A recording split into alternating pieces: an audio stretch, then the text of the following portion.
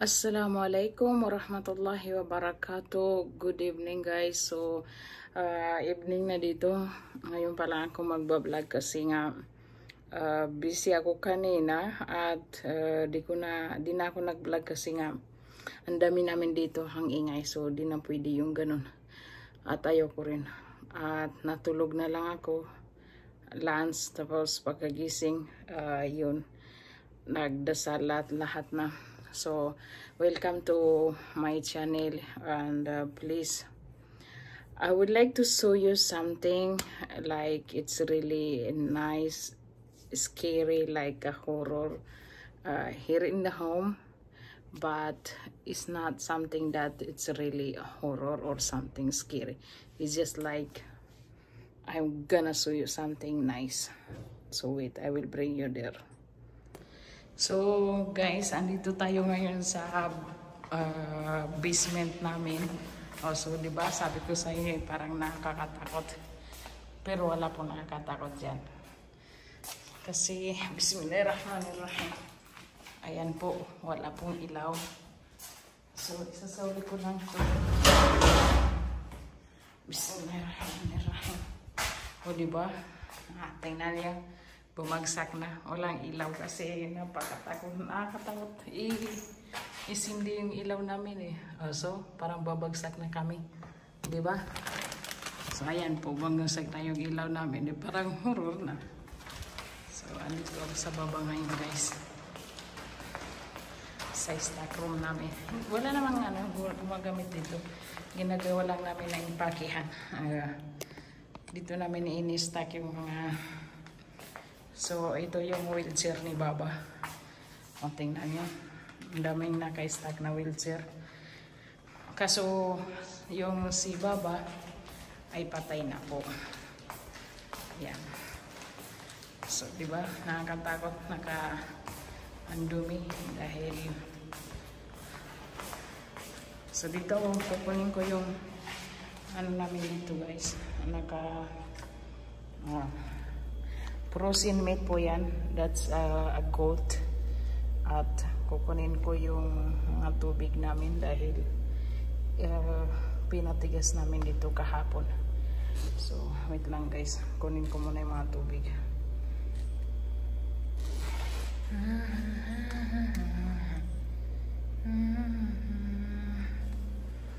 Paano ako magpapalit na? So ayan po, papunta sa taas yan guys, pero walang tao. Yan po, wala naman ding tao. O diba? Kunin ko lang yung mga frozen water namin guys kasi ipapamigay namin bukas. So ilalagay ko lang dito sa plastic. Wait lang, diyan na.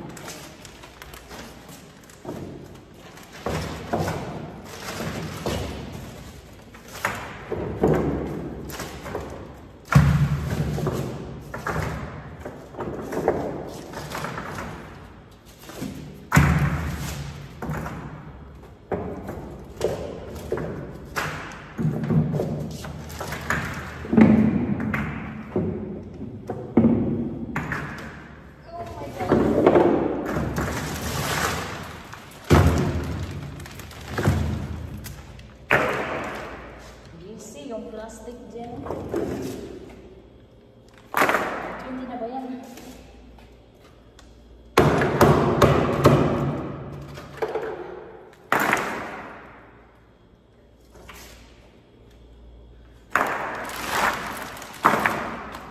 So ayan, tapos na po. At akit na tayo. Nakita nyo na yung horror movie namin. Horror basement namin. Wala pong tao dito guys, at hindi magkakaroon dito ng tao dahil walang tao natitira.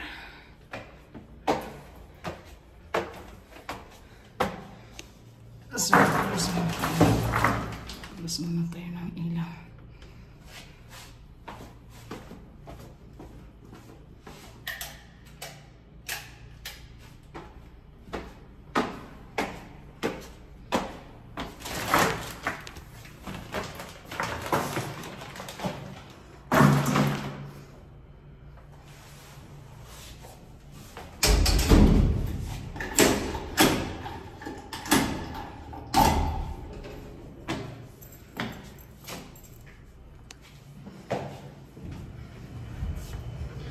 Dito tayo sa labas. May tao sa labas. Kaya akit na lang tayo.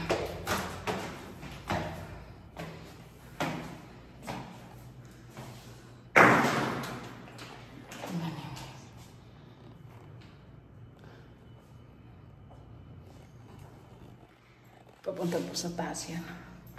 Sa emergency exit po ito. Papunta sa rooftop. Bismillah.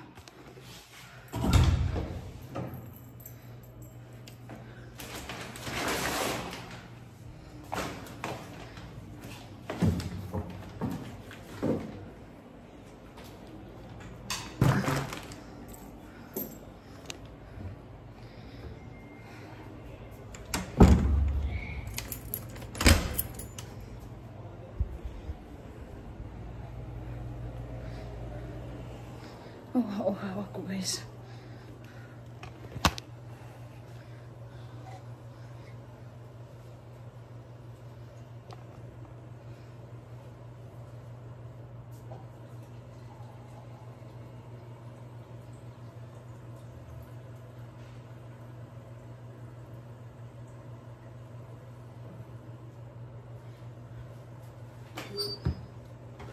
Inom muna tayo, saka ko lalabas. Bismillahirrahmanirrahim.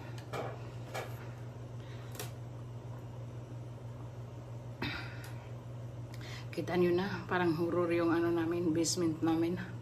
Nakakatakot. Pag pumupunta ako doon na mag-isa, lagi ako bismillah, bismillah, bismillah. Akala mo yung pang may multo na eh. Alhamdulillah.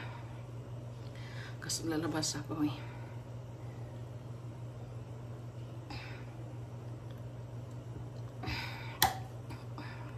Balik ako mamaya sa inyo guys, lalabas muna ako.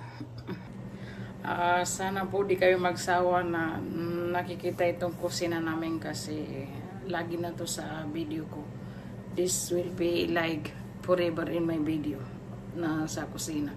So kasi magbabalik ako ng mga gamit namin dahil family gathering po kami kasi dito. So ito yung ginamit namin na napakalaking kaldero guys. May tira pang kaunti na kanin. So, tomorrow na yan. Matatapos yung tubig na kinuha ko. Kasi pupunasan ko muna yan. Kailangan ipapamigay namin kasi yan bukas sa labas. Pero hindi na kami nagkakamera doon dahil mga ibang tao na yun. So, hindi yung pwede. Bawal yun dito sa Saudi. Kaya isang tubig and 5 riyal ipinapamigay ni mama sa labas. Kaso hindi po yung pwede sa camera. Hindi namin pinapakita yun sa camera dahil bawal po yun. At pwede ako makulong doon. So yun pa naman yung ganun, di ba? At yan, pupunasan ko. At ipapamigay namin yan bukas early morning. At maglakad-lakad din sa labas kasama si mama para may ano kami, ma-exercise ba. Pero konti lang naman, mga ilang bottle lang yan. Hindi naman asin na marami ipapamigay namin. So ipapamigay po namin yan every morning, tapos with 5 riyal. Ganyan po. Dahil yung pera pwede pa natin yan makita, mapagtrabahoan. Pero yung sa akhira, here and after, hindi na. So, kailangan, kahit ano man yung ginagawa natin dito sa mundo, dapat may baon din po tayo para sa after. Ganun po kami mga Muslim. So, aywan ko sa inyo mga ano. So, we keep doing good thing pero wala po sa camera yun ah. Ayan. Ay, puno na yung cabinet mama. Puno ng pagkain guys. Grabe. So magbabalik muna ako ng mga kaldero guys. Para makaano na rin. At gagawa pa pala ako ng ice. Mayroon akong ano dito. Ice. Anong tawag dito?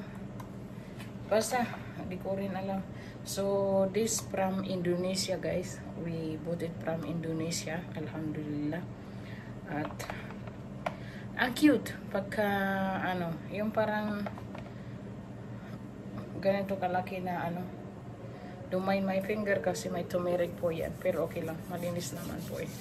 Turmeric lang yun. Hindi yun marumi na So, balik po muna yung mga kaldero namin.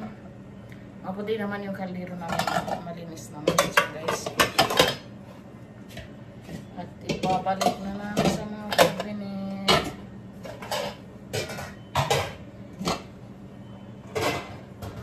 At nakagawa na rin ng ice. Para matulog. Ay, hindi pala pwede matulog ngayon maaga dahil may online class pa ako dahil. Ay, naku dahil napatay class si Day. So, diba? Napakalaking kaldero. Oh my goodness.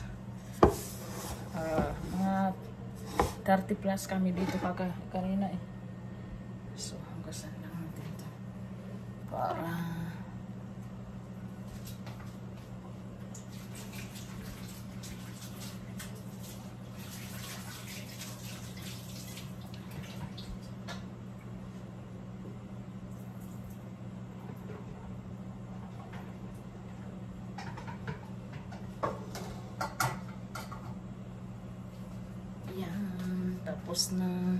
Tapos ito ilalagay ko sa sa kaldero para ipainit bukas.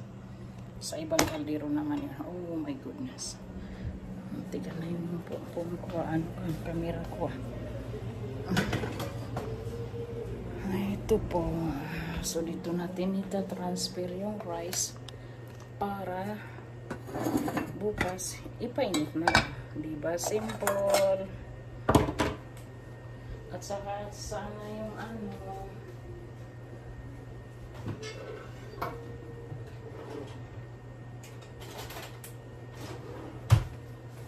cute ng ladle na to guys. Rice spoon. Kasi face na style. Tipa. Ayan.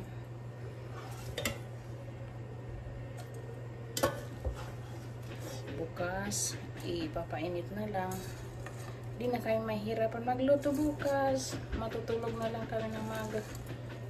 Saan ba yung dagdag na yan? May kumakatot. Pero magsawa ka magkatot dyan. Hindi tayo bubukas ng pinto.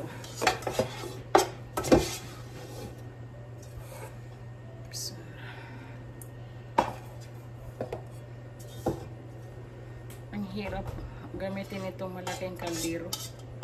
Ang bigat maghugas ng rice.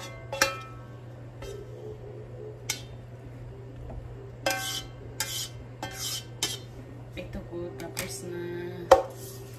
So, thank you for watching guys. See you again to my next video. Please share and like and subscribe.